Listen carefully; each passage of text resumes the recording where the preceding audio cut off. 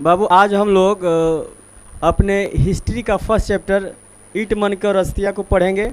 इसमें कोशिश करेंगे कि हम लोग सारे टॉपिक को क्या कर लें, कवर कर लें। तो सबसे पहले इस चैप्टर को शुरू करने से पहले हम लोग को ये देखना है कि इसमें हम लोग को पढ़ना क्या क्या है। तो चैप्टर का नाम है ईट मन के और अस्थियाँ। क्लियर हुआ? जिसमें हम लोग को पढ़ना है पहला हड़प्पा सभ्यता का आरंभ, यानी कि हड़प्पा सभ्यता का आरंभ कब हुआ, कैसे हुआ और किन किन व्यक्तियों ने हड़प्पा के उत्खनन में क्या किया, मदद किया और किन के सहयोग से हड़प्पा सभ्यता के बारे में हम लोग क्या करें, जाने। तो हड़प्पा सभ्यता की खोज कैसे हुआ इसके बारे में जानेंगे। दूसरा टॉपिक होगा कि निर्वाह के तरीके, यानी कि हड़प्पा सभ्यता के जो लोग थे वो अपने जीवन यापन किस प्रकार से करते थे। निर्वाह मतलब कि जीवन यापन के लिए, जैसे कि मान लीजिए कि कभी भी हम कोई समाज में रहते हैं तो स्वाभाविक रूप से है कि हम बैठकर तो खा नहीं सकते हैं, जीने के लिए कुछ ना कुछ करना पड़ेगा। तो हड़प्पा सभ्यता के लोग उस समय अपने निर्वाह के लिए, जीवन यापन के लिए कौन कौन से कार्य को करते थे, इसके बारे में भी क्या करेंगे हम लोग इस चैप्टर में जानेंगे। तो निर्वाह के तरीके में जैसे बहुत सारी चीज़ उन लोगों को आते हैं कि वे लोग कृषि करते थे, पशुपालन करते थे, धातु कर्म करते थे, बाट बनाते थे और सुदूर देशों के साथ वो क्या किया करते थे, व्यापार किया करते थे। तो इन चीज़ों के बारे में क्या करेंगे, जानेंगे। तीसरा टॉपिक होगा कि मोहनजोदड़ो के नियोजित शहर। तीसरा टॉपिक है मोहनजोदड़ो के नियोजित शहर। तो मतलब कि देखिए हड़प्पा सभ्यता की खोज हुई, तो हड़प्पा सभ्यता की खोज हुई जो आगे हम लोग चैप्टर में डील करेंगे, तो इसके बारे में विस्तार पूर्वक हम लोग बात करेंगे कि हड़प्पा सभ्यता अपनी विशेष नगर नियोजन शैली के लिए क्या की जाती है, जानी जाती है कि जिस समय उतने अत्याधुनिक मतलब वैज्ञानिक पद्धति का बोले या चाहे मशीनरी का आविष्कार नहीं हुआ था, फिर भी उस समय के लोग उतने विकसित कैसे थे, किस प्रकार के अपने नगर नियोजन को बनाए थे, किस प्रकार से नाली बनाए थे, पानी का व्यवस्था कैसा था, जल निकासी की व्यवस्था कैसा था, दुर्ग थे, निचला शहर था, इन सारे चीज़ों के बारे में क्या करेंगे, जानेंगे। तो इसमें हम लोग मोहनजोदड़ो के नियोजित शहर, अब इसमें चैप्टर में ऐसा बात नहीं है कि हड़प्पा सभ्यता में केवल एक मोहनजोदड़ो ही शहर था, नहीं, लेकिन उसमें सारे जितनी मतलब कि सभ्यताएं, मतलब उस हड़प्पा सभ्यता के दौरान जितने भी वो सामाजिक स्थल मिले हैं जहाँ पर लोग निवास करते थे, जिसको हम हड़प्पा सभ्यता के समकालीन हड़प्पा सभ्यता ही बोलते हैं, तो उसमें हड़प्पा सभ्यता में मोहनजोदड़ो सबसे विकसित था। तो सबसे जो विकसित था उसके बारे में क्या करेंगे, गहन अध्ययन हम लोग करेंगे। चौथा टॉपिक है आप लोग का कि सामाजिक भिन्नताओं का अवलोकन। अब जो होगा कि उस समय के लोग सामाजिक भिन्नताओं का अवलोकन मतलब समाज में किस प्रकार की भिन्नताएं थी। जैसे कि देखो उसमें हम लोग बताए ना कि जो उन लोगों का नियोजित शहर था उसमें दुर्ग था और निचला शहर था। तो दुर्ग था, निचला शहर था, तो दुर्ग किन के लिए होता था, निचला शहर किन के लिए होता था, दुर्ग में कौन रहा करते थे, उसके किस प्रयोजन के लिए दुर्ग का निर्माण किया गया था। जैसे जानते हैं कि उस समय मतलब कि पूर्ण रूप से तो जो उसमें हम लोग को लिपियाँ मिली है, चाहे एक बात और ध्यान रखिएगा आप लोग कि हड़प्पा सभ्यता के बारे में हम लोग पढ़ते हैं, साक्ष्य तो मिले हैं लेकिन उसको सही तरीके से पढ़ा नहीं गया है। बस उसमें आप लोग को देखिए आगे जब चलेंगे ना टॉपिक पर तो बताएंगे कि वो अतीत को जोड़कर उसको क्या किया गया है, मतलब कि ऐसा निष्कर्ष निकाला गया कि इस प्रकार से होता होगा। तो क्या वो वहाँ की जो शासन प्रणाली थी किस प्रकार की थी, किस प्रकार से लोग रहा करते थे, इन सारी चीज़ों के सामाजिक भिन्नताओं के बारे में जानेंगे। पांचवा है शिल्प उत्पादन के विषय में जानकारी। चैप्टर के नाम ही है ईट मन के तथा अस्थिया। तो ईट मन के अस्थिया, इसके बारे में हम लोग डिटेल तो जानेंगे। ईट मन के और अस्थिया इस चैप्टर का नाम देने के पीछे मतलब कि जो राइटर है इसका रीज़न क्या है। तो देखिए हड़प्पा सभ्यता के बारे में जो भी जानकारियाँ मिली है हमें इन तीनों चीज़ों से मिली है, ईट मन के तथा अस्थिया, इन्हीं तीनों चीज़ से क्या हुआ है, मिला हुआ है। तो इन तीनों चीज़ों से मिला हुआ है तो हम इसके बारे में क्या करेंगे, जानेंगे कि उस समय के लोग शिल्प उत्पादन, यानी कि शिल्प उत्पादन माने वस्तु को जो बनाते थे वह कौन कौन से चीज़ों को बनाते थे, कैसे बनाते थे, जैसे कि सेल खड़ी पत्थर, शंख इत्यादि, चूड़ियों के बारे में, इन सारी चीज़ों के बारे में क्या करेंगे हम लोग, जानेंगे। अगला टॉपिक है माल प्राप्त करने संबंधित नीतियाँ, कि वे लोग माल प्राप्त करते थे। अब स्वाभाविक रूप से है कि शिल्प का उत्पादन करेंगे, मैंने कोई भी वस्तु बनाएंगे तो किसी भी वस्तु बनाने के लिए आप लोग जानते हैं कि हमें कच्चे मालों की आवश्यकता होती है। तो कोई भी वस्तु बनाने के लिए जो कच्चे मालों की आवश्यकता होती है, तो उसमें जो थे उस समय के लोग कहाँ से इसके व्यापार करते थे, कहाँ से माल प्राप्त करते थे। नागेश्वर के बारे में जैसे कि आप लोग को पढ़ाएंगे, चाहे जो उसके पतन नगर थे लोथल, वो उसके बाद से लोथल से वो ओमान, या हम पढ़ाएंगे अफगानिस्तान, सुरतगोई, ईरान इत्यादि देशों से वो क्या करते थे, अन्य सामग्री या बहुमूल्य वस्तुओं को क्या करते थे, खरीदते थे, जिसको लाकर अपने यहाँ उसको विशेष आकृतियों में क्या करते थे, ढालते थे। अगला बात जो होगा यहाँ पर पढ़ेंगे हम लोग, अगला टॉपिक जो इसका होगा, अगला टॉपिक जो होगा यहाँ पे ध्यान दीजिएगा, कह रहा है कि मोहरे लिपि तथा बाट। इसमें क्या पढ़ेंगे हम लोग बाबू, मोहरे लिपि तथा बाट। तो उस समय के लोग जो व्यापार करते थे, अच्छा मान लीजिए कि आज के समय में जो भी हम लोग फ्लिपकार्ट, अमेज़न या मीशो, गरीबों का मीशो, इस पर जो भी हम लोग मार्केटिंग करते हैं, आजकल जो ई मार्केटिंग है, ई कॉमर्स है, ऑनलाइन मार्केटिंग करते हैं, तो मान लीजिए कि उस पर हम लोग का नाम पता स्ट्रक्चर सब लिखा रहता है ना, तो ये सारे चीज़ें लिखे रहते हैं। तो लोग क्या करते हैं कि उस प्रकार से कि दूर देशों से लोग व्यापार किया करते थे, तो उस पर माल प्राप्त करने के संबंधी नीतियाँ क्या थी, तो मोहरे लिपि तथा बाट। तो मान लीजिए कि हम अगर कोई सामान भेज रहे हैं, तो कोई सामान भेज रहे हैं और कैसे मालूम चलेगा कि वो फलाना व्यक्ति के लिए है, किसी अमुख व्यक्ति के, विशेष व्यक्ति के लिए है। तो लोग उस सामानों को भेजते थे तो मोहर का पंचिंग कर देते थे। तो उन लोगों का मोहर कैसा होता था, या कि जो हड़प्पा सभ्यता का उत्खनन हुआ तो उसमें मोहर मिले हुए हैं, उस पर किस चीज़ का चित्र है, वह किस चीज़ के मोहर बने हुए होते थे। इन सारी चीज़ों के बारे में इसमें क्या करेंगे हम लोग, चर्चा करेंगे। उनके उसके बाद से उसकी लिपि, ऐसे माना जाता है कि हड़प्पा सभ्यता की जो लोग थे वो कुछ ना कुछ अपने भाषा में लिखते थे, लेकिन उसको वास्तव में पढ़ा नहीं गया है। और वो कैसे लिखते थे, दाएँ से बाएँ की तरफ लिखते थे कि बाएँ से दाएँ की तरफ से लिखते थे। इस चैप्टर में क्या करेंगे हम लोग, पूरा पढ़ेंगे। इसलिए कोशिश कीजिएगा लो कि आप लोग वीडियो की स्किप न कीजिएगा लो, वीडियो को पूरा का पूरा अंत तक देखिएगा लो, जिसमें हम सारे चीज़ों को क्या करेंगे, आपको कवर करते चलेंगे। अब उसके बाद में आता है बाट तथा बाट के बारे में। अब बाट का मतलब होता है कि उस समय के लोग जो थे वस्तुओं को बेचते थे। अब मान लीजिए कि अब जैसे कि मान लीजिए हम लोग इतिहास में पढ़े हैं कि कोई भी चीज़ जो होता है पुराने ज़माने में, उसमें जब पैसों का प्रचलन नहीं था तो लोग क्या करते थे, वस्तु विनिमय करते थे। क्या करते थे बाबू, वस्तु विनिमय करते थे। आज भी गांव देहात में होता है, तारा यहाँ आटा नहीं खे, हमारा यहाँ चाउर नहीं खे, तू हमारा, हम तारा के चाउर दे देते हैं, तू हमारा के आटा दे दो। ये क्या कहलाया, वस्तु विनिमय। क्या कहलाया बाबू, वस्तु विनिमय।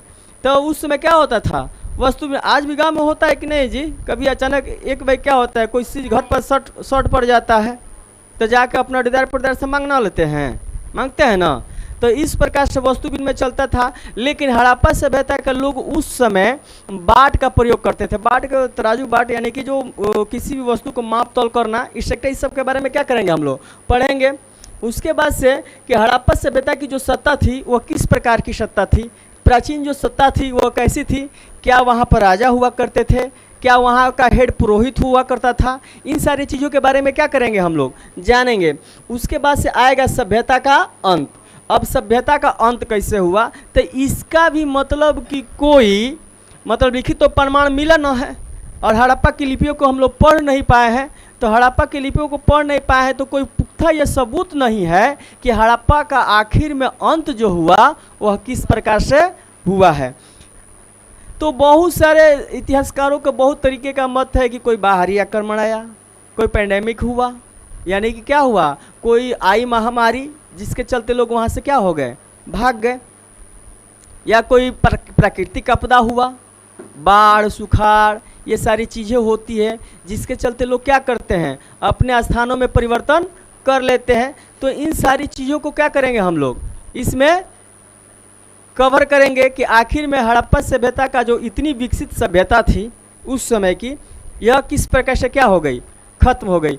तो आइए अब एक एक करके इसके बारे में क्या करेंगे। अब देखिए अगला जो टॉपिक आएगा, हड़प्पा सभ्यता की खोज, कि हड़प्पा सभ्यता का खोज कब हुआ, हड़प्पा सभ्यता का खोज कब हुआ, किस प्रकार से क्या हुआ, हड़प्पा सभ्यता का क्या हुआ, खोज हुआ। खोज होने का कारण क्या थे, क्योंकि देखिए बिना कारण से कोई चीज़ नहीं होता है, और आवश्यकता ही आविष्कार की क्या होती है, जननी होती है। और जब इंसान को जिस चीज़ की आवश्यकता पड़ती है उस प्रकार से उन चीज़ों को क्या कर लेता है, खोज कर लेता है। तो इसमें और दूसरा बात अब आएगा, अतीत को जोड़कर पूरा करने की समस्या। लास्ट टॉपिक, अतीत को जोड़कर पूरा करने की समस्या। सर ये क्या होता है? तो बात ऐसी है कि अतीत को जोड़कर पूरा करने की समस्या, हड़प्पा सभ्यता में कुछ ऐसी वस्तुएं मिले हैं, हड़प्पा सभ्यता में कुछ ऐसी वस्तुएं मिली है जिसमें क्या हुआ है कि वो चीज़ें को अब नहीं हम जान पाते हैं, लेकिन हम लोग क्या करते हैं, अपने अतीत से जोड़कर देखते हैं कि शायद वे लोग इस प्रकार के वर्क किया करते होंगे। समझे? तो अतीत से जोड़कर पूरा करने की समस्या कहने का मतलब हुआ कि हड़प्पा सभ्यता के जो लोग थे वो क्या करते थे, जो भी साक्ष्य मिले हैं ना, साक्ष्य को आज के जीवन शैली से जोड़कर और क्या करते थे, पूरा करते थे। आपने कभी कभी एक कहानी सुना है ना, अकेला फुआ का? अकेला फुआ है नहीं तुम्हारी? हैं? तो अकेला फुआ का तुम लोग की कहानी सुना होगा कि एक गांव में क्या हुआ, जिस समय चप्पल का विकास नहीं हुआ था। चप्पल क्या होता है लोग क्या करते थे, नहीं जानते थे। तो लोग जानते हैं क्या करते थे, जब चप्पल का क्या हुआ था, आविष्कार नहीं हुआ था, किसी का शादी हुआ और उसके शादी में जो ना होता है गौना झांपी ओपी मिलता है, उसमें क्या आ गया था, चप्पल आ गया था। क्या आ गया था बाबू? चप्पल आ गया था। तो गांव की महिलाएं सब जब उसको बारे में क्या की, देखी, तो बोली का कि ये कौन सामान है भाई, ये कौन सामान है? तो ये कौन सामान है, इसके बारे में जानने के लिए उन महिलाओं में बोली का कि गांव में एगो अकेला फुआ, हर गांव में एक ऐसी औरत होती है कि सारी औरतों की क्या होती है, सरदार होती है, हेड होती है। लोग नहीं बोलते हैं गांव में देहात, खाता ना बही, और जौन अकेला फुआ कह देगी वही बात क्या हो जाएगा, सही। अब हुआ ये कि अतीत से जोड़ने की समस्या में वो क्या कर देती है कि अकेला फुआ आती है, जैसे आने के बाद से कहती है क्या है अकेला फुआ, तो चप्पल भेजे थे, साथ में क्या भेज दिए थे, उसका फीता भेज दिए थे। तो देखते हैं ना कि एक आगे की तरफ होता है। अच्छा, चप्पल का फीता की अगर हम लोग बात करेंगे तो चप्पल का फीता कैसा होता है, ऐसा ही ना होता है बाबू, इस प्रकार का होता है। वो कही का बात तुम लोग का समझ में ना आता है।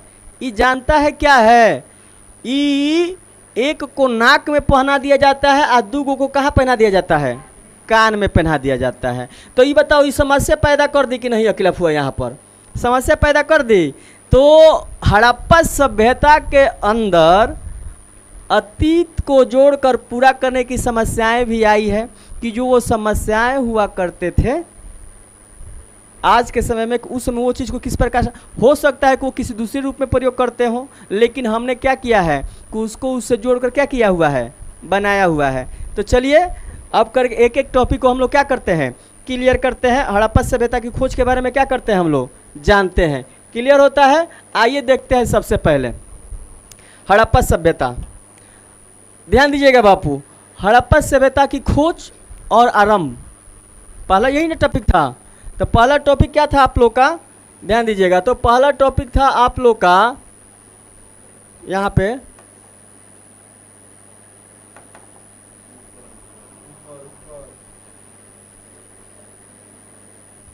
पहला टॉपिक था आप लोग का, इसको हटाना पड़ेगा, ध्यान दीजिएगा।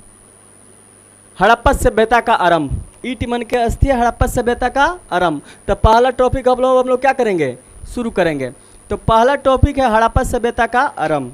देखिए, जिस समय हड़प्पा का खोज हुआ उस समय भारत देश क्या था, अंग्रेजों का उपनिवेश था, यानी कि ब्रिटिश गवर्नमेंट का क्या थे हम लोग, उपनिवेश थे। और उस समय भारत का जो क्षेत्र था उसमें पाकिस्तान अलग नहीं था, बांग्लादेश अलग नहीं था। आइए देखते हैं मैप के द्वारा।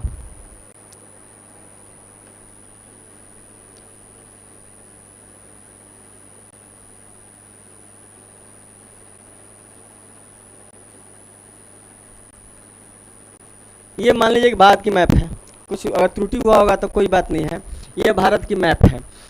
अब सुनिए, हुआ ये कि आज तो ये भारत की मैप है, लेकिन उस समय ये वाला जो एरिया था आप लोग को जो बता रहे हैं, ये वाला जो एरिया जो है यह किसका था, पाकिस्तान का था। किसका था बाबू, पाकिस्तान का। तो पाकिस्तान में आज सिंध है, मुल्तान है, रावलपिंडी है ना। तो उसी प्रकार से उस समय, अब देखो भारत की मोस्टली नदियाँ जो निकलती है वो हिमालय से निकलती है। तो हिमालय से ही एक नदी निकलती है जिस नदी का नाम है सिंधु नदी। कहाँ से निकलती है बाबू? ऐसे सिंधु नदी निकलती है। तो हिमालय से एक नदी निकलती है सिंधु नदी। तो उस समय अंग्रेजों ने क्या किया कि जितने भी व्यापार हुआ करते थे अंग्रेजी शासनकाल में, तुम लोग को आगे चलेंगे ना जब हम, तो बताएंगे समाज के बारे में, नगर नियोजन के बारे में जब हम पढ़ाएंगे तुम लोग को हिस्ट्री में, चैप्टर में भी 11 की 13 के आसपास में है। तो उसमें आप लोग को पढ़ाएंगे कि अंग्रेजों ने किस प्रकार से क्या किया, नगर नियोजन का निर्माण किया। तो जब जिसका समय आता है बाबू, उस प्रकार से क्या होता है, विकास होता है। तो जब अंग्रेज भारत में आए थे ना, तो जितने भी क्या थे कि भारत के कोस्टल एरिया थे, यानी कि समुद्र के तटीय एरिया थे, वहाँ पर उन लोगों ने शहरों का क्या किया है, निर्माण किया है। जिसमें से हम लोग मुख्य तीन शहरों के बारे में क्या करते हैं, हम लोग पढ़ते हैं। वो 3 शहरें कौन कौन से हैं बाबू?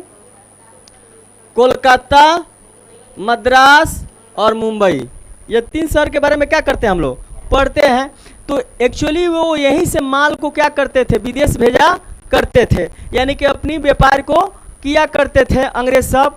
तो अब होता है क्या कि अंग्रेज सब, ध्यान दीजिएगा, अंग्रेज सब जो थे 1856 में क्या किया सब कि पाकिस्तान में, आज के जो क्षेत्र है, उस समय पाकिस्तान ना बोलेंगे, उस समय भारत का ही जो क्षेत्र बोलेंगे, 1856 में सब क्या किया कि रेल लाइन बिछाना शुरू किया। क्या किया बाबू?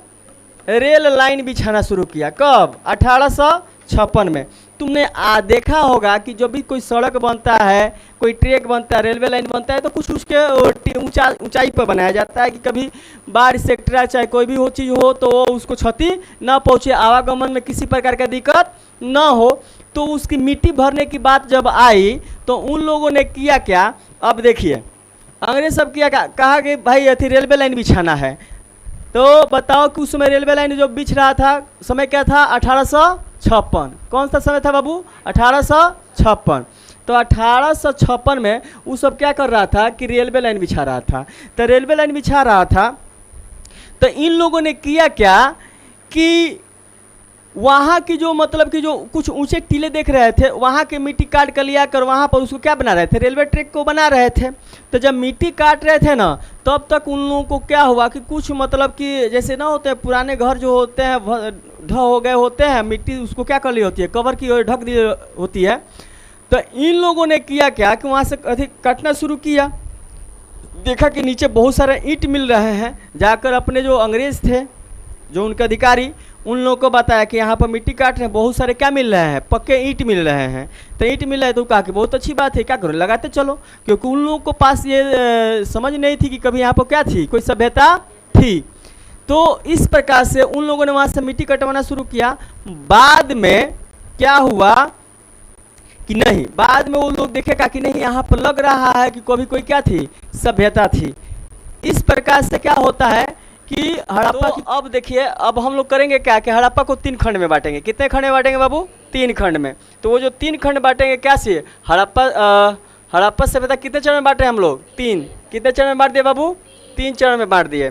तो वो 3 चरण क्या है, तो देखिए 3 चरण है। प्रारंभिक हड़प्पा यानी कि 3500 ईसा पूर्व, विकसित हड़प्पा सभ्यता 2600 ईसा पूर्व से 1900 ईसा पूर्व, और तीसरा है उत्तर हड़प्पा सभ्यता यानी कि 1900 से लेकर 1200 ईसा पूर्व तक। कोई क्लियर हुआ आप लोग को? तो जो हम लोग पढ़ते हैं वह पढ़ते हैं विकसित हड़प्पा सभ्यता के बारे में। ऐसा बात नहीं है कि हम एक बार आते हैं और एक बार में कोई महल खड़ा कर देते हैं। तो उससे पहले कि हम लोग किस में ले लेंगे? प्रारंभिक में। तो विकसित हड़प्पा सभ्यता के बारे में ही हम लोग जो अध्ययन करना होता है करते हैं। इसके बाद का जो टॉपिक है कि हड़प्पा सभ्यता का तो शुरुआत आप लोग जान गए। अब इसके बाद का जो टॉपिक आप लोग को इससे पहले हम लोग क्या किए थे, बताए हुए थे। इसमें ध्यान से देखिए, ये टॉपिक बताए थे आप लोग को कि उस समय के लोग के निर्वाह के तरीके क्या थे।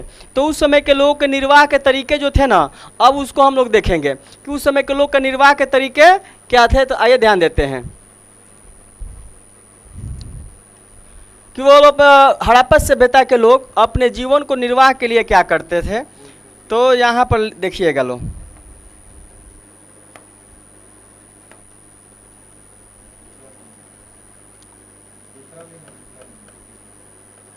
हड़प्पा सभ्यता के लोग जीवन निर्वाह के लिए निम्न कामों को करते थे, निम्न कार्यों को करते थे। ध्यान दीजिए, तो निम्न कार्यों के लिए क्या करते थे, करते थे। तो वो कौन कौन से था? पहला क्या था बाबू आप लोग का? पहला था कृषि।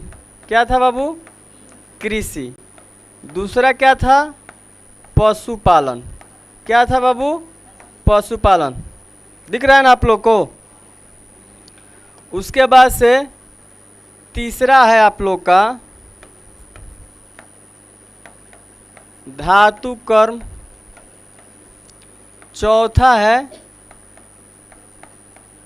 शिल्प उत्पादन। शिल्प उत्पादन। तो ये सारे चीज़ों को अपने जीवन निर्वाह के लिए क्या करते थे? हड़प्पा सभ्यता के लोग किया करते थे। क्या करते थे बाबू? कृषि करते थे, पशुपालन करते थे, धातु कर्म करते थे और शिल्प उत्पादन हुआ करता था। तो सबसे पहले कृषि। तो देखिए हम लोग को मिला है ना हड़प्पा सभ्यता में, बताओ तो कौन कौन से अनाज के साक्ष्य मिले हैं हम लोग को? तो मिला है कि हम लोग को जौ। क्या मिला है बाबू? जौ मिला है। सफ़ेद चना। क्या मिला है बाबू? और क्या मिला है? तिल। क्या मिला है? तिल मिला हुआ है।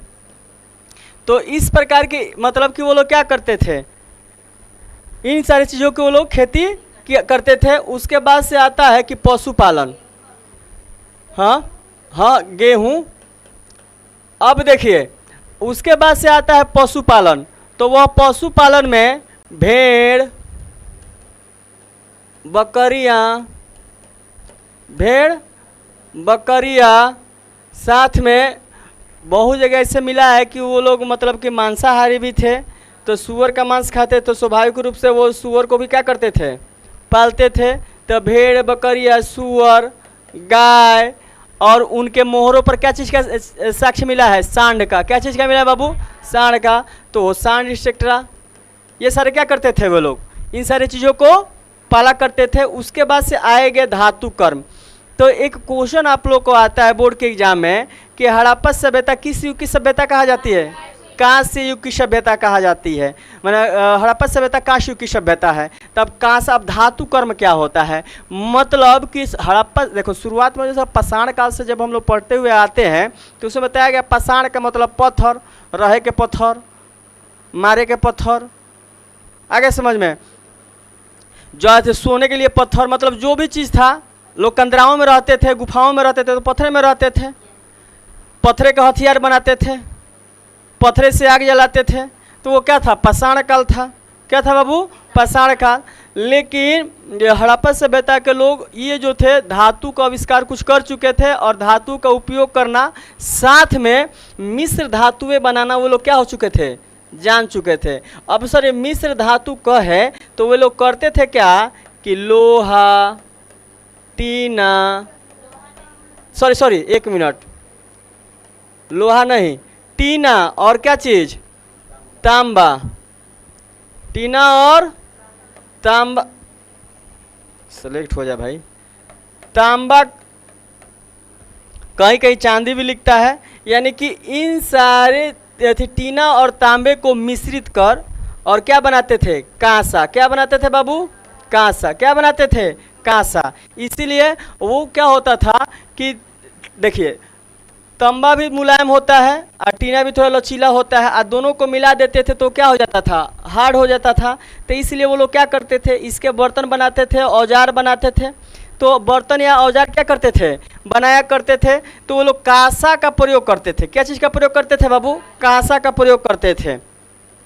ऐसा बात नहीं था कि वो सोने चांदी का प्रयोग नहीं करते थे। वे लोग सोने चांदी के भी आभूषण के साक्ष्य मिले, सोने चांदी के भी मनके के साक्ष्य मिले हुए हैं। तो वे लोग सोना चांदी का, लेकिन वो विशेष एक मिश्र धातु बनाते थे जो काफ़ी क्या होता था, मजबूत होता था। वह था कांसा, जिसके बहुत सारे क्या मिले हुए हैं, साक्ष्य मिले हुए हैं।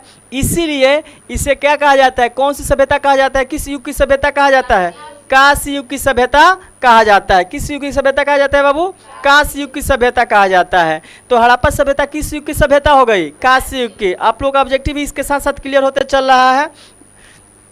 अब देखिए, तो वो लोग क्या करते थे, धातु कर्म। तो धातु कर्म का मतलब कि धातुओं को क्या करना, अलग अलग रूपों में ढालना, उससे उससे मनके बनाना, आभूषण बनाना, इससे सारे कार्यों को क्या करते थे। आगे चलेंगे तो शिल्प उत्पादन, क्या पढ़ना है बाबू हम लोग को, शिल्प उत्पादन। तो शिल्प उत्पादन में अब जैसे देखिए जो चैप्टर है कि बहुत सारे क्या मिले हुए हैं, साक्ष्य मिले हुए हैं। तो वो लोग सेल खड़ी पत्रों से, वो क्या करते थे, सेल खड़ी पत्रों से मोहर का बनाना, उसके बाद से मनके का बनाना, मिट्टी से क्या करना, मिट्टी से बर्तन मृद भांडों को बनाना। क्या चीज़ का बनाना बाबू, मृद भांड, मृद भांड, मनके, आभूषण, चूड़ी और बहुत सारे श्रृंगार प्रधान चीज़ें, एक बार लिख दो, श्रृंगार प्रधान की चीज़ें वो लोग क्या करते थे, बनाया करते थे। क्लियर हुआ। तो हड़प्पा सभ्यता के लोग मृद भांड, मनके, आभूषण, चूड़ी, श्रृंगार प्रधान और बहुत सारी चीज़ें क्या किया करते थे, बनाया करते थे। तो उन लोगों का शिल्प में यही होता था। बालाकोट हो गया, नागेश्वर हो गया, वहाँ से वो लोग क्या करते थे, कच्चे माल को मंगाया करते थे और वहीं से क्या, अब बहुत सारे आप लोग देखेंगे कि वे लोग शंख का चूड़ी, आज भी हमारे यहाँ की महिलाएं देखिएगा, शादी विवाह होता है ना हम लोग को बिहार में, तो जो मतलब बोला जाता है कि शुरुआत के समय में जो हम लोग का जो कन्या जिसको हम लोग बोलते हैं, चाहे दुल्हन जिसको हम लोग बोले, सुहागन को सांखा पोला मतलब जरूर पहनाया जाता है, ऐसा शुभ माना जाता है। आए बात समझ में। तो सांखा पोला मतलब क्या चीज़, आज भी बताओ, सांखा पोला कहाँ से प्रसिद्ध है, कोलकाता से। तो कोलकाता कहाँ है, समुद्र के किनारे है ना। कहीं कि नहीं सर, हुगली नदी के किनारे है। तो हुगली नदी के किनारे है, लेकिन बंगाल जो है, बंगाल की खाड़ी पड़े है ना, तो समुद्र के किनारे वहाँ से शंख बहुत ज़्यादा प्राप्त होते हैं। यानी कि जो आपकी कोस्टल एरिया होगी, समुद्र तटीय एरिया होगी, वहाँ से शंख प्राप्त करते थे। जैसे कि नागेश्वर चाहे बालाकोट के सेक्टर के बारे में हम लोग जो पढ़ेंगे। और उस शंख को काट कर और उससे क्या बनाते थे, चूड़ियाँ बनाते थे। तो चूड़ियों का जो साक्ष्य हमको मिला है वह कहाँ से मिला है, कालीबंगन, राजस्थान। माल तो वहाँ से मंगाते थे और कालीबंगन से हमको क्या मिला है, चूड़ियों का साक्ष्य मिला है।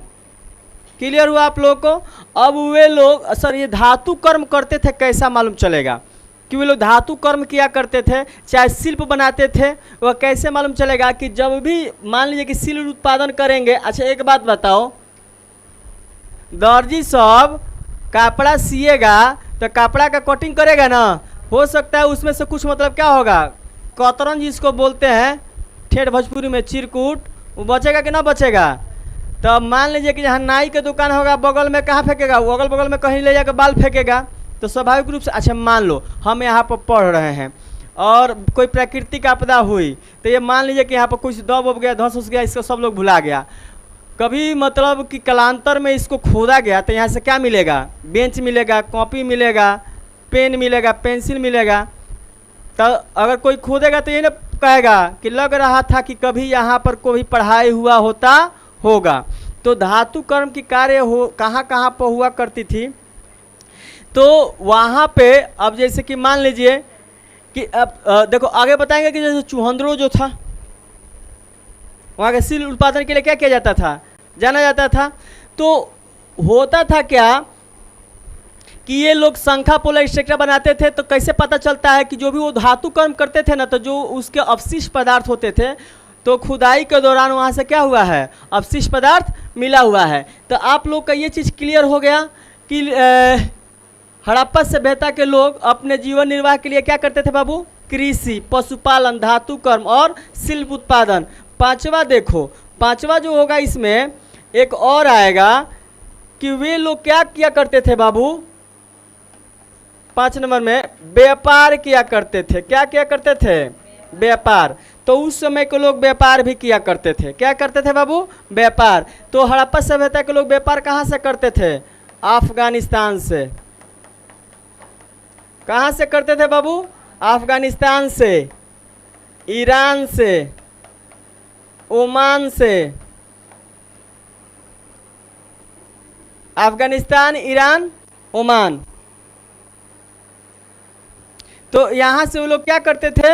व्यापार किया करते थे। सर क्या यहाँ से करते थे? तो अफगानिस्तान, ईरान, इस सेक्टर से वो लोग जानते हैं क्या लाते थे? वे लोग वहाँ से बहुमूल्य पत्थर, सोने चांदी वहाँ से वो लोग लाया करते थे। क्या लाए? अफगानिस्तान से क्या लाते थे? बहुमूल्य पत्थर। क्या लाते थे बाबू?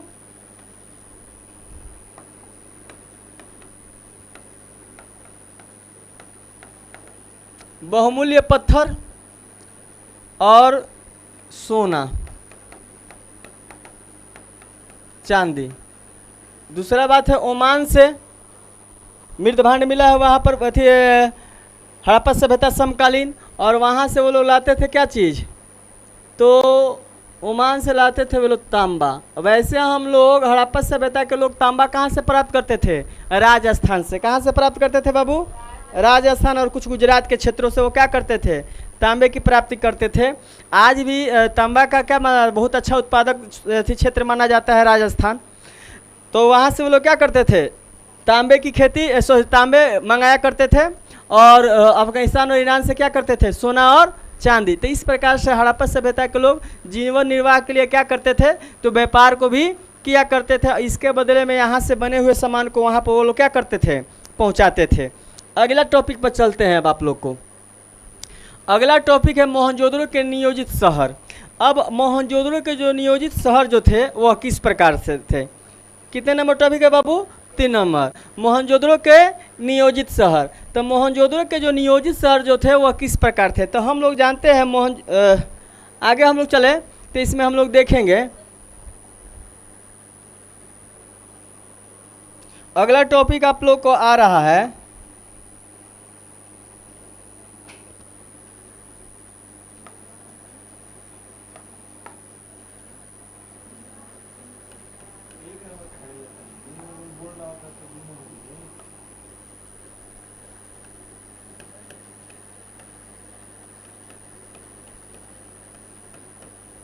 मोहनजोदड़ो के नियोजित शहर। चलिए आप लोग का क्वेश्चन पूछता है हड़प्पा सभ्यता किस प्रकार की सभ्यता थी? एक नगरीय सभ्यता थी। हड़प्पा या मोहनजोदड़ो, अब देखिए इससे मोहनजोदड़ो का नाम आया था, आप लोग को शुरुआत में ही बताए थे कि मोहनजोदड़ो हड़प्पा सभ्यता का सबसे विकसित शहर कौन सा था? मोहनजोदड़ो। हड़प्पा सभ्यता का विकसित शहर मोहनजोदड़ो। तो हड़प्पा सभ्यता का विकसित शहर मोहनजोदड़ो, क्योंकि सबसे ज़्यादा विकास वहीं पर देखने को मिला है। तो हड़प्पा सभ्यता के जो नियोजित जो शहर थे मोहनजोदड़ो, वह किस प्रकार का था? तो देखिए शहर जो थे उस समय बसे हुए थे ना, तो वह 2 भागों में बटा था। शहर कितने भागों में बटा था? 2। पहला क्या था बाबू? पहला था दुर्ग, और दूसरा क्या था? निचला शहर। चलिए दुर्ग जो था वह जो था बाबू किसी विशेष प्रयोजन के लिए रखा जाता था। प्रयोजन के लिए था, प्रयोजन के लिए था। क्या चीज? दुर्ग।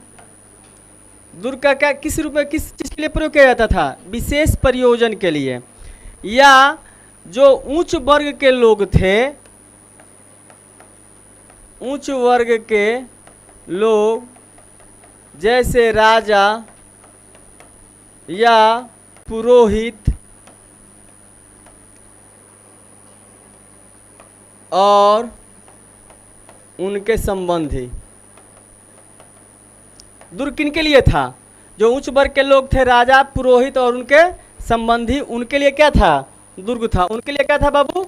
दुर्ग था। वे लोग वहाँ पर, और कभी कोई विशेष प्रयोजन होता था तो लोग वहाँ पर आया जाया करते थे।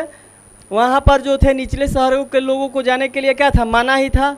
मतलब कि वो लोग वहाँ पर अक्सर नहीं जाते थे, कभी कभी प्रयोजन हुआ तो ज़रूरत पड़ा तभी जाया करते थे। निचला शहर, अब सुनिए पहले दुर्ग के बारे में। और दुर्ग जो था, ध्यान दीजिएगा, दुर्ग जो था वह जो होता था हमेशा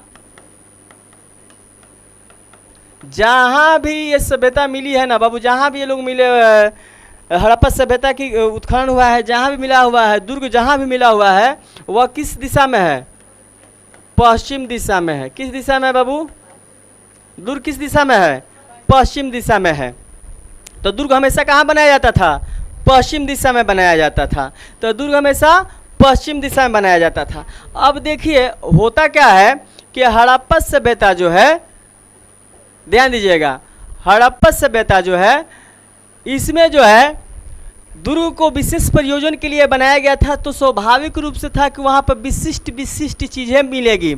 आप लोग एग्जाम के व्यू से दिमाग में यह बात बैठा लीजिएगा कि जितने भी विशिष्ट चीज़ें मिली है वह कहाँ से मिली है, मोहनजोदड़ो से। जैसे विशाल स्नानागार मोहनजोदड़ो से, अन्नागार मोहनजोदड़ो से, उसके बाद से मूर्ति, मातृ देवी की मूर्ति मोहनजोदड़ो से।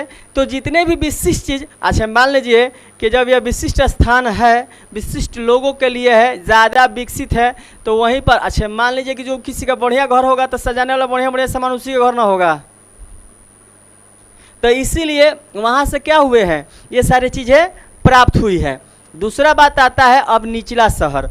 अब तो निचला शहर जो होता था ना, तो हड़प्पा सभ्यता के जो, हाँ हमेशा वो पश्चिम दिशा में ही है। बुक आप लोग एनसीईआरटी का बुक आप लोग देखिएगा, तो एनसीईआरटी का बुक आप लोग देखिएगा ना, भारतीय भवन में नहीं दिया हुआ है। एनसीईआरटी का बुक अगर आप लोग पढ़ते हैं तो उसमें देखिएगा कि इसका जो क्या हुआ, पूरा का पूरा एक मानचित्र दिया हुआ है कि पश्चिम दिशा की तरफ आप लोग को बता दे रहे हैं। आप लोग को दिशा का ज्ञान है ना, किस प्रकार से हम लोग दिशा को देखते हैं किसी मैप पर। तो आप लोग क्या कीजिएगा कि इस प्रकार से प्लस दे दीजिएगा। ये आप लोग का उत्तर हो गया, दक्षिण हो गया, पूरब हो गया, पश्चिम हो गया। तो जब भी देखिएगा तो इसी दिशा में क्या मिलेगा आप लोग को, दुर्ग मिलेगा। और यहाँ पर क्या मिलेगा आपको, निचला शहर। अब निचला शहर, अब जैसे मान लीजिए कि विशेष लोगों के लिए था, तो निचला शहर, तो जो लोग वहाँ के किसान वर्ग के लोग थे, किसान और मजदूर वर्ग के लोग,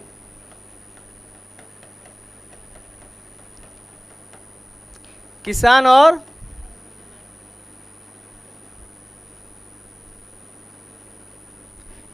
और मजदूर वर्ग के लोग कहाँ रहा करते थे,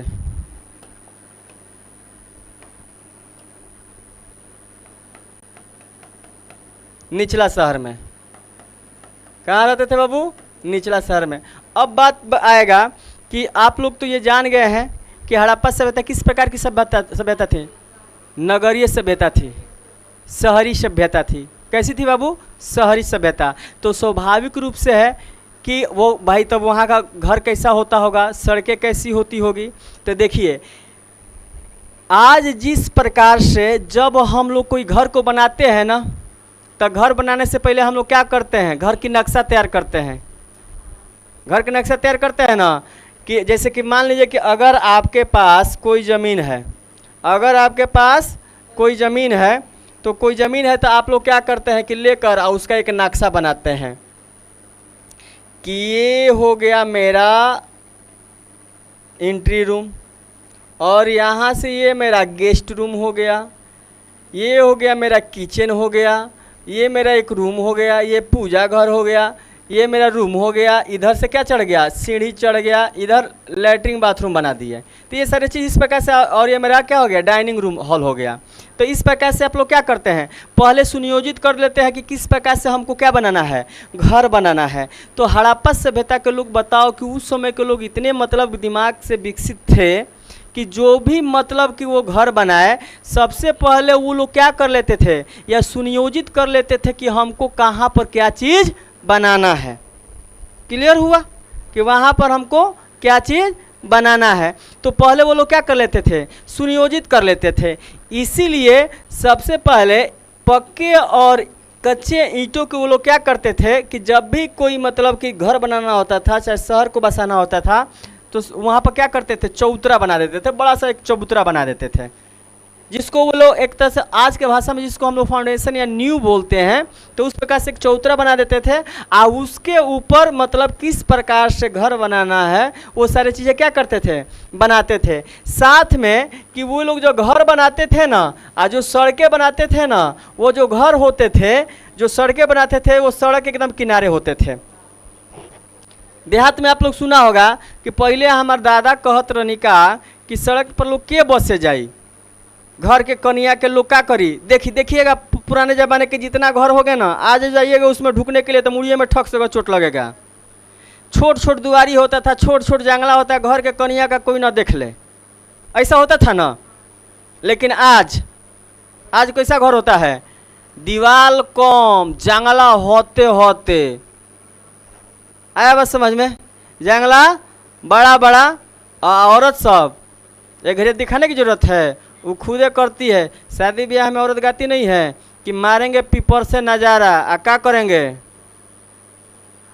बलम बेचारा, नहीं समझा सब, झूमर गाती कि नहीं हमारे देहात में औरतें।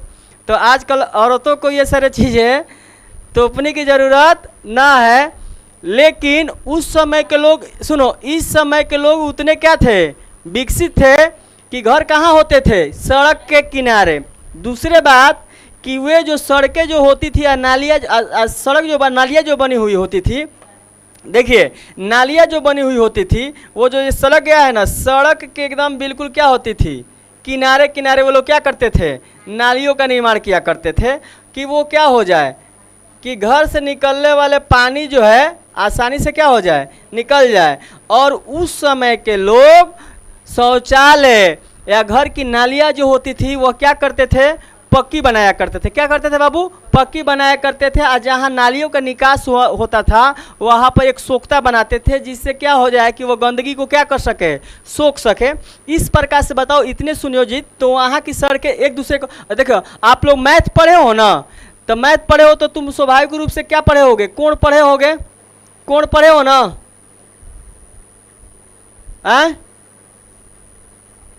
नहीं पढ़े हो तो दो पढ़ा देते हैं हम। समकोण क्या है बाबू, समकोण। उस समय की नालियाँ कैसे करती थी, समकोण। तो देखिए ये जो ऐसा कोण बनता है कौन सा है, जो कोण 90 डिग्री का होता है उसे क्या बोलते हैं, समकोण बोलते हैं। तो देखो तो यहाँ पर सब एक दूसरे के 90 डिग्री पर काट रहा है कि नहीं, काट रहा है ना। तो उस समय की जो भी मतलब कि सड़कें हुआ करती थी, चाहे नालियाँ होती थी, एक दूसरे को क्या करते थे, समकोण पर काटते थे। तो एक दूसरे के समकोण पर काटते थे। दूसरी बात है कि जितने भी घर बने होते थे वह कहाँ बने होते थे, सड़क के एकदम किनारे किनारे ऐसे बने होते थे, बिल्कुल सड़क के किनारे। अब जैसे किधर से भी सड़क है तो ये सड़क के किनारे क्या होते थे, घर जो बने होते थे वह सड़क के किनारे बना हुआ करते थे। ऑटोमेटिक सेलेक्ट हो रहा है अब।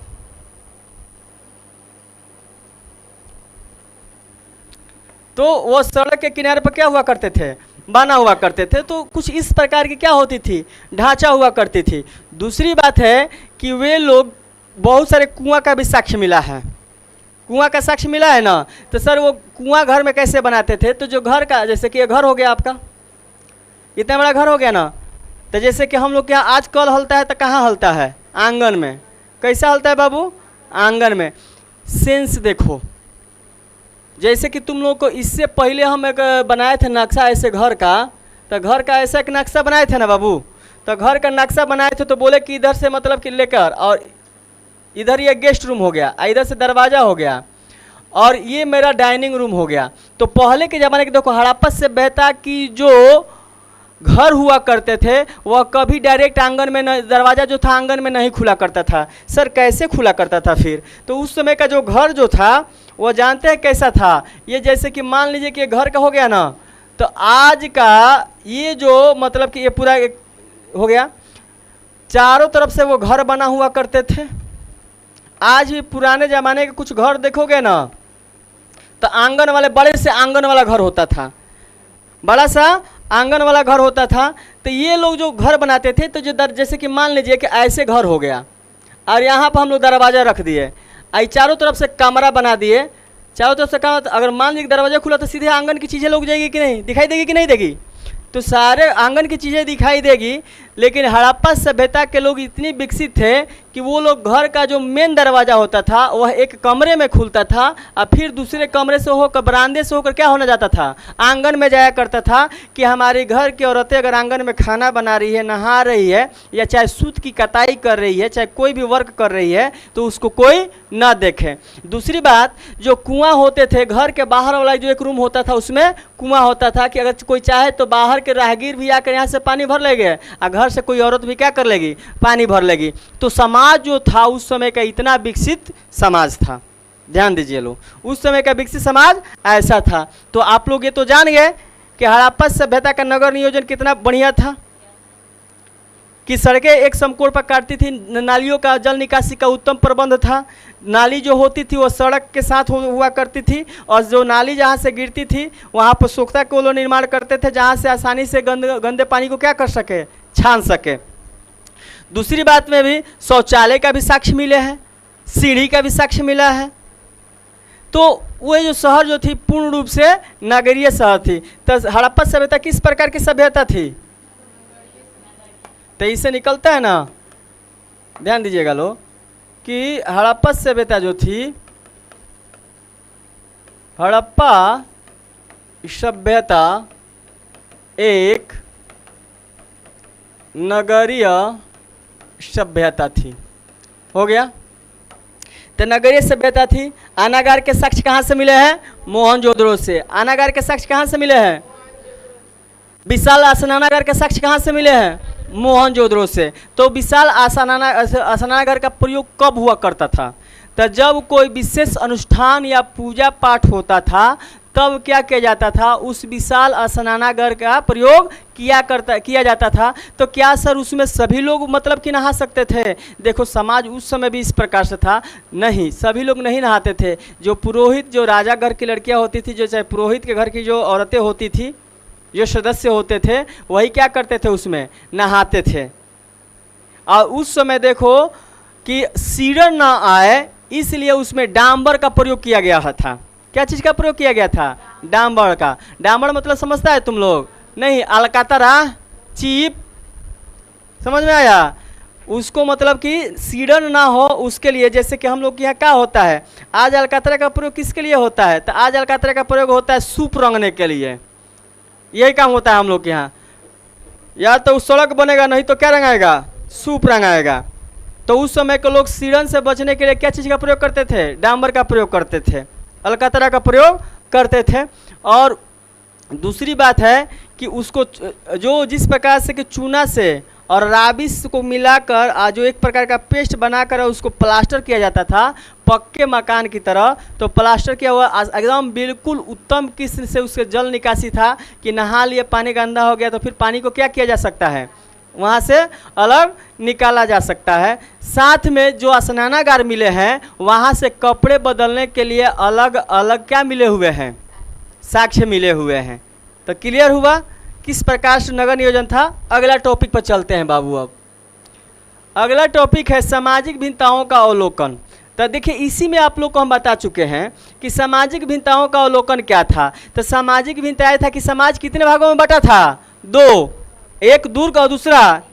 दुर्ग में कौन रहते थे, पुरोहित राजा, चाहे पुरोहित के संबंधी राजा के संबंधित।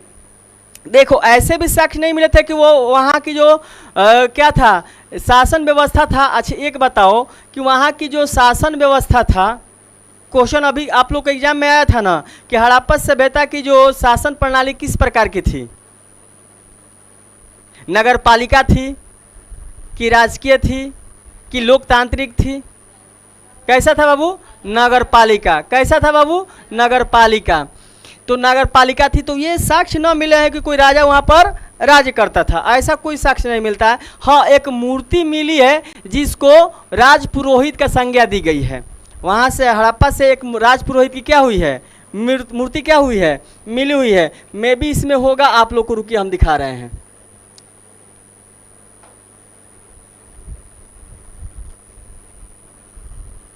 देखिए ये वाला मूर्ति, यही जो मूर्ति जो थी ना वह किसकी थी?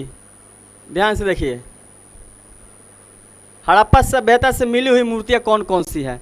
देखिए ये जो राजपुरोहित वाली मूर्ति, ये आपकी नाच नृत्य करती हुई मूर्ति, ये वही सेल खड़ी पत्थर के सांड वाली जो जिसको कनिंघम को क्या हुआ था, प्राप्त हुआ था शुरुआत के समय में। जब कनिंघम का भ्रम आपको पढ़ाएंगे तो इसमें हम आपको क्या करेंगे, बताएंगे।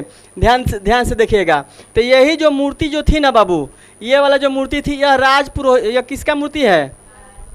राजपुरोहित की मूर्ति है। यह किसकी मूर्ति है? राजपुरोहित की मूर्ति है। तो ऐसा माना, अतः ये कोई या तो कोई राजा होगा, नहीं तो वहाँ पर यह एक पुरोहित की तरह मूर्ति है। तो इसको मतलब अब जैसे बोले ना कि लोग अनुमान लगाए, हड़प्पा सभ्यता में हम कोई भी लिखित प्रमाण तो मिला नहीं है, अनुमान लगाया है, तो ऐसा माना जाता है। दूसरी बात है कि यह मातृ देवी की मूर्ति है। किसकी है? मातृ देवी की मूर्ति है। यह एक नृत्य करती हुई महिला की मूर्ति। बताओ तो कहाँ से प्राप्त हुआ है नृत्य करती हुई महिला की मूर्ति? मोहनजोदड़ो से। तो एकदम आँख मूद कर रखिएगा, जितना बढ़िया चीज़ मोहनजोदड़ो। तो ये जो ये कच्ची है वहाँ का मोहर है। क्या है बाबू? मोहर है। आगे बढ़े आप लोग को। तो वो जो सामाजिक जो भिन्नताएँ थी, वो जो सामाजिक भिन्नताएँ जो थी वो कह रहा है यहाँ पर, ध्यान दीजिएगा लोग, कि सामाजिक भिन्नताएँ जो थी इस प्रकार से थी कि समाज कितने भागों में बटा हुआ था? 2 भागों में बांटा हुआ था। उसके बाद से आता है शिल्प उत्पादन के विषय में जानकारी। अब शिल्प उत्पादन के विषय में जानकारी कि वहाँ से वे लोग शिल्प का उत्पादन किस प्रकार से किया करते थे। तो शिल्प उत्पादन यानी कि हड़प्पा सभ्यता के लोग क्या बनाते थे? मन के अस्थियाँ एक्सेट्रा। तो ध्यान दो इधर बाबू, थोड़ा सा आप लोग को बता रहे हैं। हड़प्पा सभ्यता के लोग शिल्प उत्पादन में, अब देखो जो वे लोग क्या बनाते थे? मन के बनाते थे। क्या बनाते थे बाबू? वे लोग मन के जो बनाते थे, या कोई आभूषण बनाते थे, या उसको बोलेंगे कि हम लोग मृद भांड। तो मन के जो होता है, जो बीट्स होते हैं ना, छोटे छोटे जो क्या होते हैं, बीट्स होते हैं। तो ये जो मन के बनाते थे, चाहे मोहर बनाते थे, किससे बनाते थे?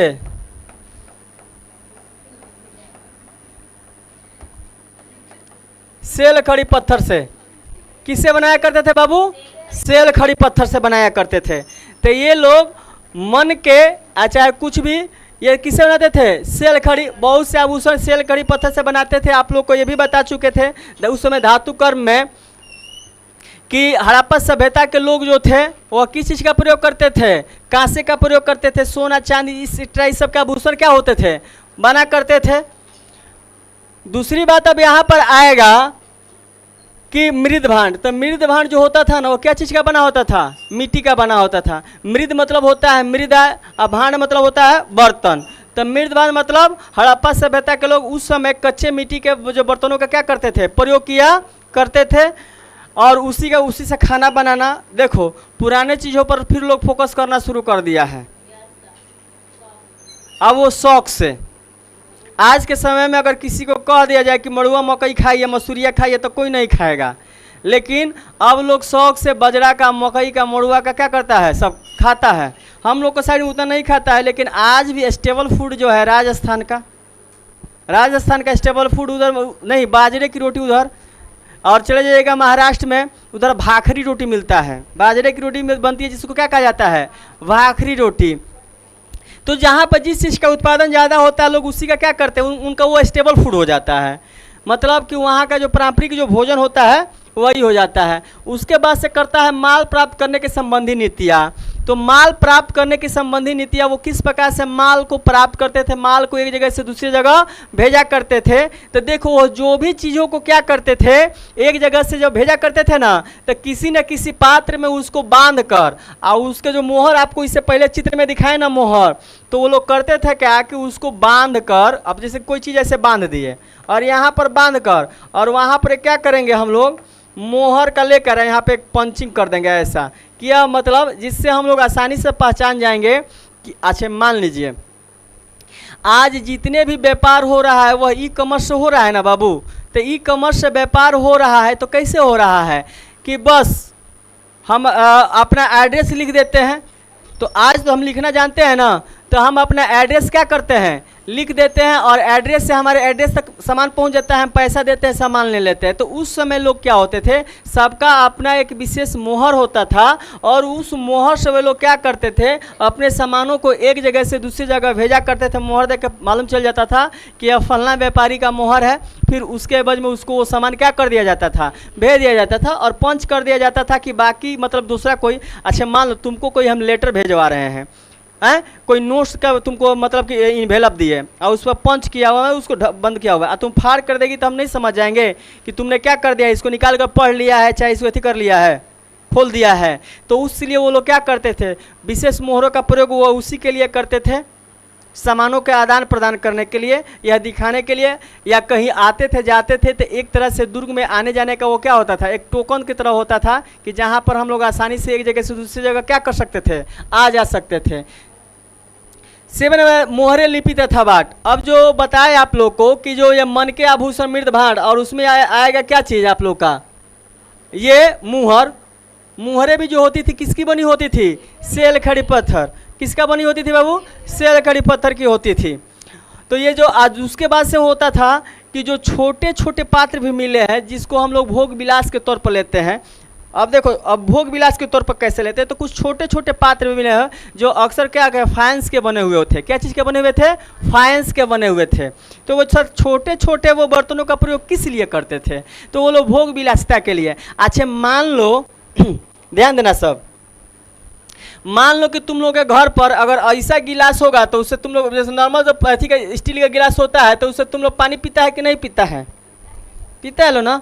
लेकिन अगर तुम्हारे घर पर कोई विशेष हित आ गए, नया नया शादी हुआ हो, जीजा एक्सेट्रा लोग आ जाता है, तो स्टील के गिलास में थोड़े देते हैं, नहीं, उनको शरबत देना होगा तो शरबत सेट वाला में दिया जाएगा। आता नहीं है शरबत set, juice set, juice set आता है अलग आता है, टी सेट आता है अलग आता है। बतिया क्या करना, अच्छा हम लोग क्या होता है, अच्छा तुम लोग तो लोटो में गिला, लोटो में लेकर चाय पी लेता होगा। बात सही नहीं है, बात तो सही है।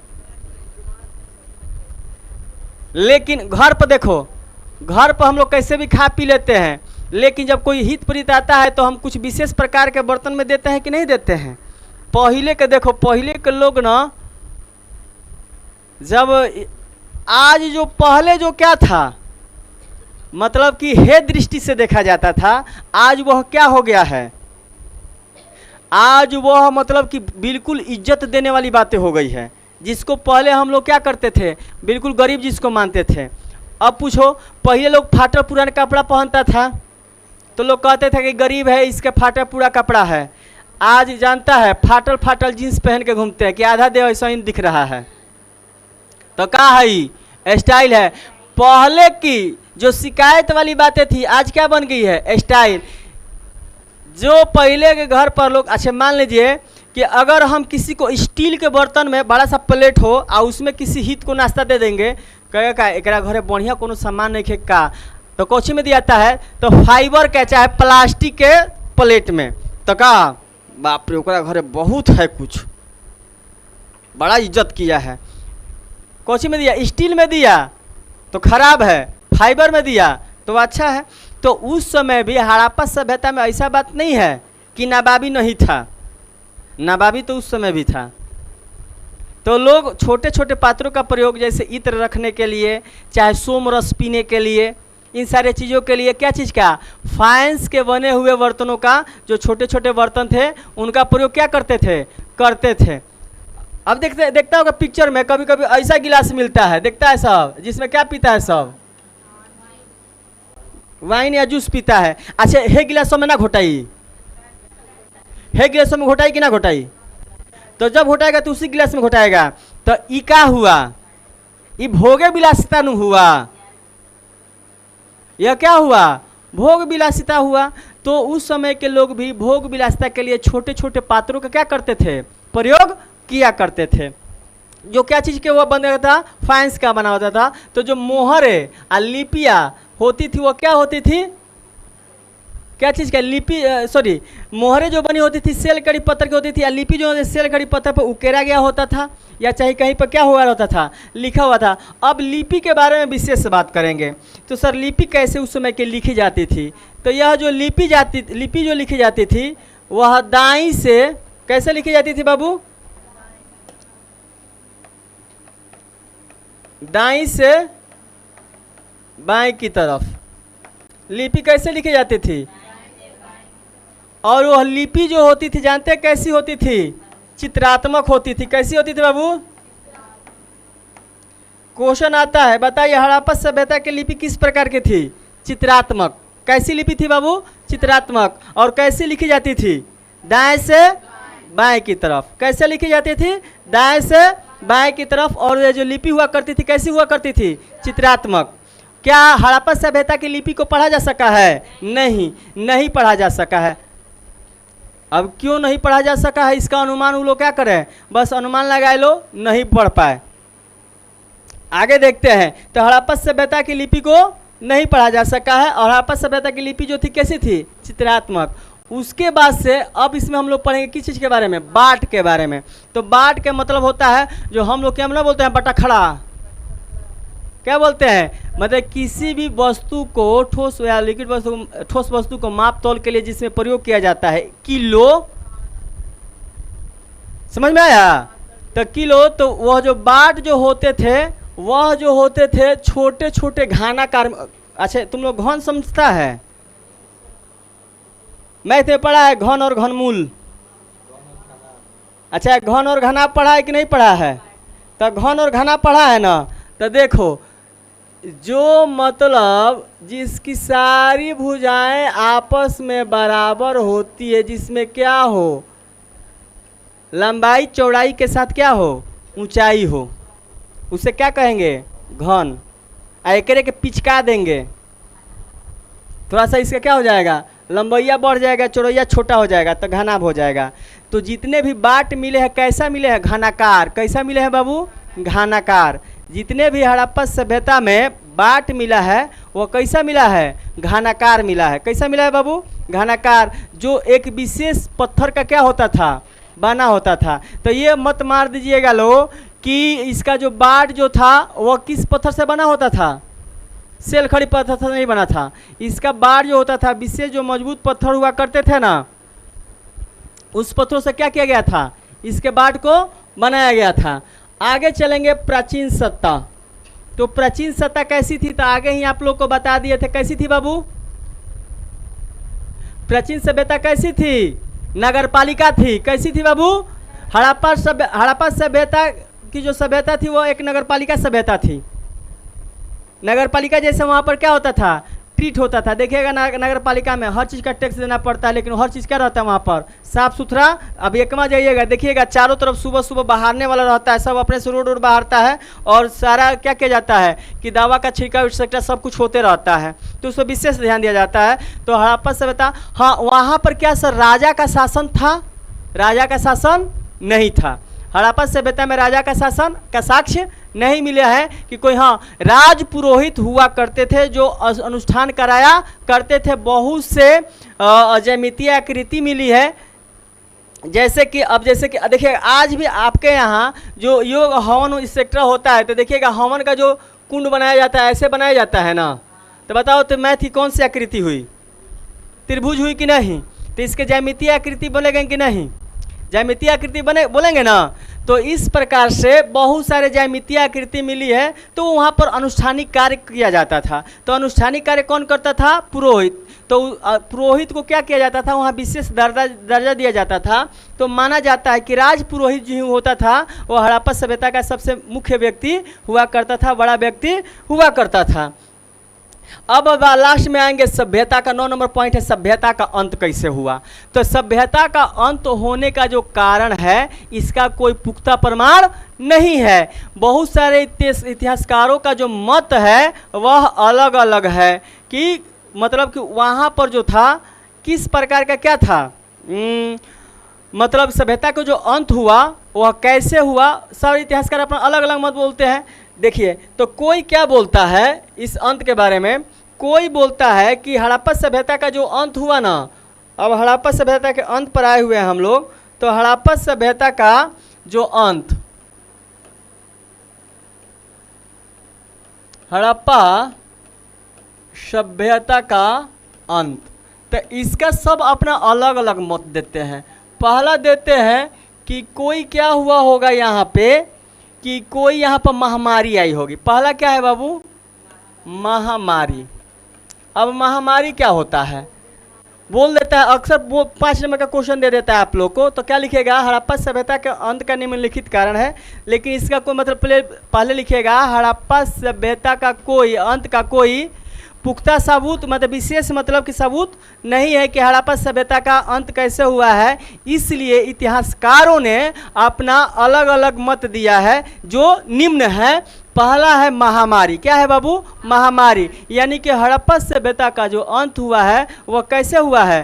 तो किसी न किसी महामारी का कारण, यानी कि कोई बहुत बड़ी बीमारी आई होगी, लोग उसको कंट्रोल नहीं कर पाए होंगे और ज़्यादा संख्या में लोग मरना शुरू किए, तो वहाँ से वे लोग क्या किए कि उस स्थल को छोड़कर दूसरी जगह कहीं पलायन कर गए। तो पहला क्या हो गया बाबू? महामारी। दूसरा होता है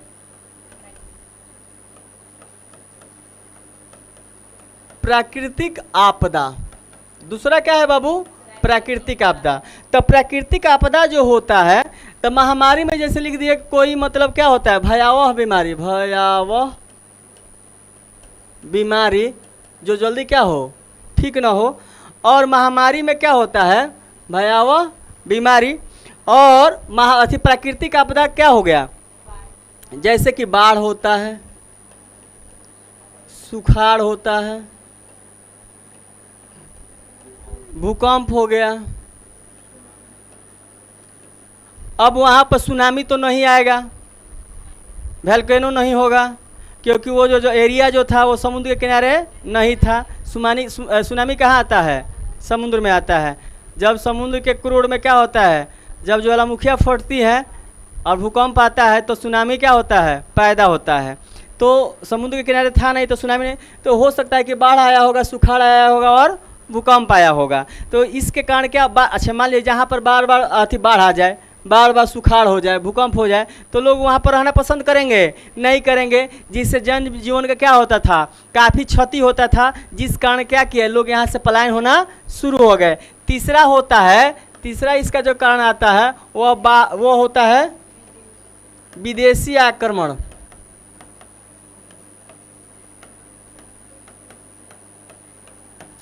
लेकिन इस पर भी भाई संशय है कि अगर मान लीजिए कि विदेशी आक्रमण हुआ होगा, तो जो विदेशी आक्रमण हुआ होगा तो लड़ाई हुई होगी, तो स्वाभाविक रूप से है कि लड़ाई का साक्ष्य मिलना चाहिए, लेकिन ऐसा कोई साक्ष्य नहीं मिलेगा। तो ये लोग मानते हैं कि महामारी प्राकृतिक आपदा से लोग तो अड़ सकते हैं, शायद कोई क्या हुआ होगा, बाहरी किसी राजा का आक्रमण किया होगा, यहाँ पर ज़्यादा मारकाट हुआ होगा, लूटपाट हुआ होगा, जिसके कारण क्या हो गए, यहाँ से लोग चले गए। तो ऐसे करके बहुत से मतलब क्या करते हैं, बहुत सारे इतिहासकारों का अपना अलग अलग क्या है बाबू? मत है। आगे बढ़े अब, चलिए अगला टॉपिक पर अब चलेंगे, टॉपिक नंबर 10 पर। कहाँ चलेंगे बाबू? टॉपिक नंबर 10 पर, हड़प्पा सभ्यता की अब खोज।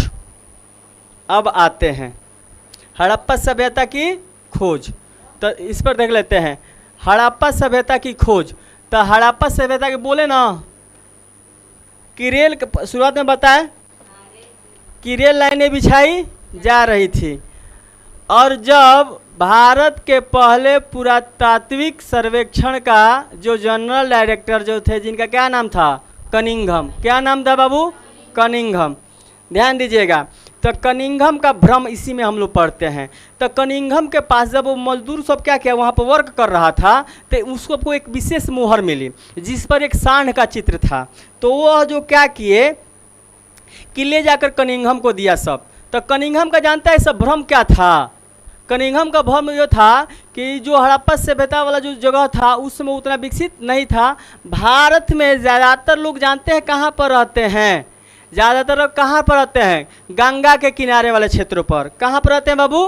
गंगा के किनारे वाले क्षेत्रों पर। तो जब अंग्रेज हमारे यहाँ आए ना, तो यहाँ पर सबसे घना बस्ती कहाँ देखे? गंगा के किनारे। तो उन लोग का ऐसा मानना था कि भारत के लोग यानी भारतीय सभ्यता जो पनपी है, कहाँ पनपी है? गंगा के किनारे। तो कनिंघम का पहला भ्रम क्या था कि भारतीय सभ्यता कहाँ पनपी है बाबू? गंगा के किनारे। लेकिन भारतीय सभ्यता गंगा के किनारे नहीं पनपी है। आप लोग को बताएंगे कि आज़ादी के समय तक पूर्वी भारत को, ये देखते हैं ना भारत के नक्शा में, ये जो सात बहने जिसको हम लोग ये वाला बोलते हैं, इस वाले क्षेत्र को बोलते हैं, ये जो सात बहने वाले जो राज्य हैं, इसको कोई नहीं जानता है। आप लोग को पढ़ाएंगे हम पॉलिटिकल साइंस में लाल डेंगा के बारे में। किसके बारे में? लाल डेंगा। इसके बारे में कोनो उधर ध्यान है? आज भी देखिएगा कि जितने ईमानदारी से, अभी मिजोरम में एक हादसा हुआ था ना, मिजोरम में हादसा हुआ था, और वो चाइना के नज़दीक में, सिक्किम हो गया, मिजोरम हो गया, ये नागालैंड हो गया, वो आज भी अपने आप को मतलब कि वो सब इंडियंस बहुत कम ही मानता है। सब जाओगे सब जंगलों में रहता है, लेकिन उस सब का देखोगे ठाट बाट, विदेशी पैसे उस सब के पास बहुत ज़्यादा आते हैं। लेकिन कुछ तो उनके अंदर अपनापन है, जिसके चलते वो भारत के साथ क्या हुए हैं? जुड़े हुए हैं। तो उसको सब उपेक्षित करते थे। शुरुआत के समय में पूर्वी भारत उतना विकसित नहीं था। और आप लोग को देखिएगा, मेरे वीडियो को आप लोग देख रहे हैं तो उसमें एक जगह हम बताए हुए हैं कि जिसकी जब चलती है, अच्छा मुगल सब यहाँ पर आया, नाम सुना है ना? 2.5 दिन का झोपड़ा किसने बनवाया था? कुतुबुद्दीन। अच्छा तुम लोग ईमानदारी से बताओ, 2.5 दिन में झोपड़ा बन सकता है? और झोपड़ा नहीं है, वह क्या था? एक मतलब कि पहले एक जैन मंदिर था, उसको तुड़वा कर क्या बना दिया? मस्जिद बनवा दिया, और नाम रखा हुआ है 2.5 दिन का। तो तुम्हारा चला, तो अब तो हमारा चलेगा ना। अभी राम मंदिर का मुद्दा बहुत ज़्यादा जोर पकड़ा हुआ था, तो जिसका चला है तो उस समय वो उसको क्या करते गया है। अच्छा एक हमको बात बताइए, अंग्रेजों का जो शासन, सॉरी मुगलों का जो शासन काल है, 200 वर्ष तक किए, इतना सा 200 वर्ष तक शासन किया, इतना चीज़ बनाया, वो सब वहाँ से लेकर आया था? कहाँ से बनवाया था? यहीं से बनवाया था। तो यहीं से बनवाया था, तो वो सब करता था क्या चीज़? कौन? अच्छा मान लीजिए कि ये जो आज ये हम लोग पीवीआर ऑनलाइन एजुकेशन में पढ़ रहे हैं, और कोई आए यहाँ से हटाकर और वहाँ पर सीवीआर लिख दे, तो उसका सीवीआर हो जाएगा?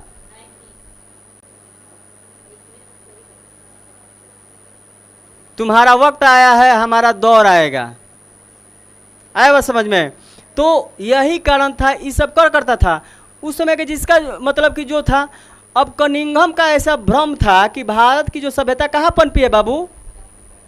गंगा के किनारे। लेकिन ऐसा कुछ नहीं था। तो उसको ले जाकर क्या किया? सब दिया, सब थी मोहर, मोहर को देखा, फिर वो क्या किया? उस पर उतना विशेष ध्यान नहीं दिया।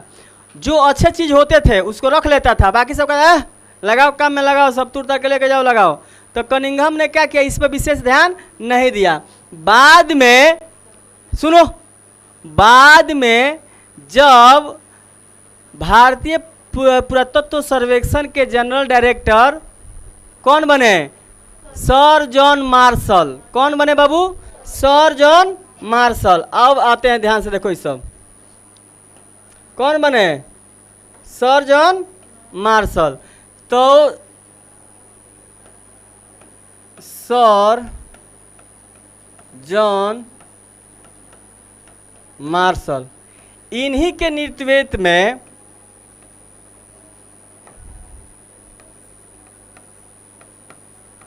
दयाराम साहनी ने, देखिए किसके नेतृत्व में? सर जॉन मार्शल के नेतृत्व में। जब सर जॉन मार्शल क्या बने?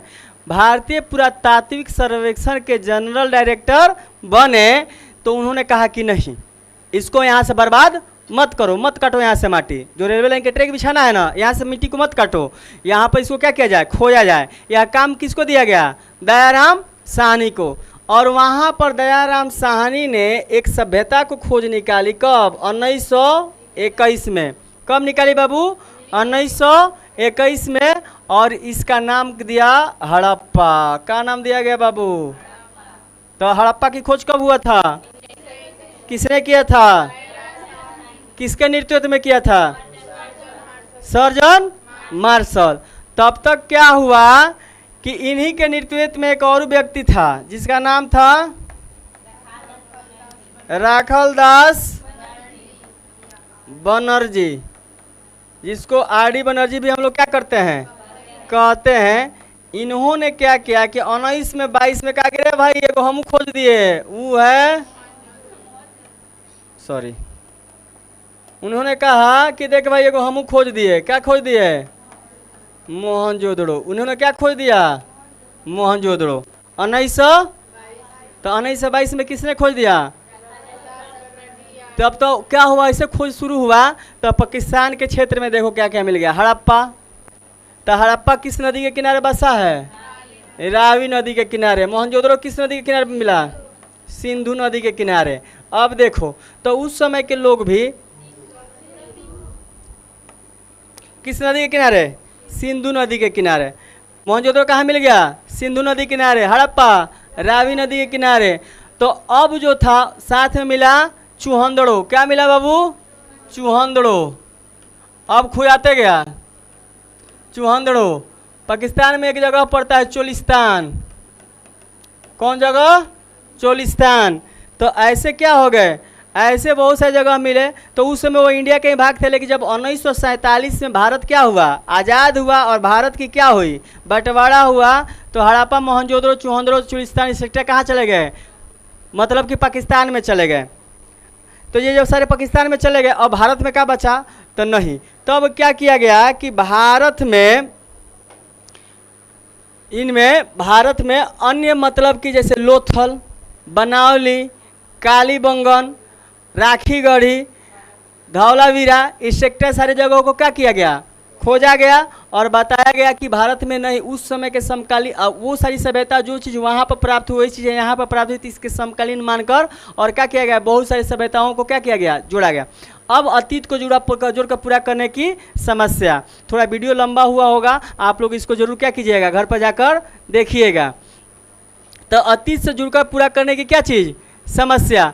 तो अतीत को पूरा करके शुरुआत में ही आपको कहानी बताए थे कि देखिए हम लोग पढ़ नहीं पाए हैं, वहाँ की लिपियों को पढ़ पाए हैं बाबू? नहीं। तो वहाँ के लिपियों को नहीं पढ़ पाए हैं, तो अतीत से क्या किया है? जोड़े हैं, जिसमें बहुत सारी चीज़ों में समस्या आई। अब बताए नहीं कि अकिलप हुआ थी, पहनने वाले पैर में पहना दी कहाँ पर? नाक में। तो दिक्कत हो जाता है। तो अतीत को जोड़ने की समस्याएं आई कि किस प्रकार से। अब स्वाभाविक रूप से जैसे कि आपको बताया कि छोटे छोटे कुछ पात्र मिले हुए हैं, तो वो जो पात्र हुए हैं, तो हमने अनुमान क्या लगाया कि वो भोग विलासिता में क्या किए जाते हैं? प्रयोग किए जाते हैं। वहाँ उसके बाद से भी वहाँ से क्या मिला है हम लोग को? एक मिला है तांबे का आईना। क्या मिला है? तांबे का आईना। तो तांबे का आईना मिला है। तो कहने का मतलब कि वो तांबे के इस प्रकार से फ्लैट टाइप का है। तो इसको जोड़कर साथ में मिला हमको पुरोहित राजा की मूर्ति। पुरोहित राजा की मूर्ति, चाहे सेल खड़ी पत्थरों को।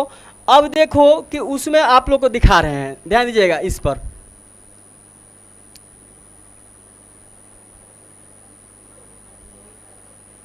थोड़ा छोटा कर दे, साफ दिखेगा आप लोग को।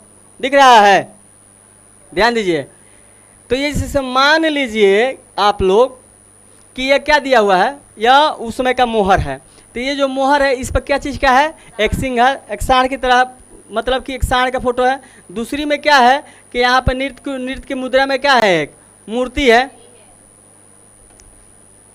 पुरोहित राजा, मातृ देवी, या चाहे अन्य मूर्तियों का क्या मिला हुआ है? साक्ष्य मिला हुआ है। तो इसको अतीत को जोड़कर ऐसा माना जाता है। अब जैसे कि हड़प्पा से, अब जैसे कि एक मूर्ति मिली हुई है, औरत की मूर्ति मिली हुई है, तो ऐसा माना जाता है कि हड़प्पा सभ्यता के लोग किसकी पूजा करते थे? किसकी पूजा करते थे बाबू? मातृ देवी की। तो हड़प्पा सभ्यता के लोग किसकी पूजा करते थे? मातृ देवी की पूजा करते थे। इसलिए अतीत से जोड़कर क्या किया गया है? इन सारे चीज़ों को जोड़ बताया गया है। आई होप आप लोग का यह मेरा सेशन बहुत अच्छा लगा होगा। तो इसको लाइक एंड सब्सक्राइब और शेयर अवश्य कीजिएगा और कमेंट कीजिएगा कि सर अगर आप लोग को मेरा सेशन अच्छा लगे तो नेक्स्ट वीडियो आप लोग को तुरंत बनाकर दिया जाएगा। नेक्स्ट वीडियो होगा राजा, किसान और नगर। धन्यवाद।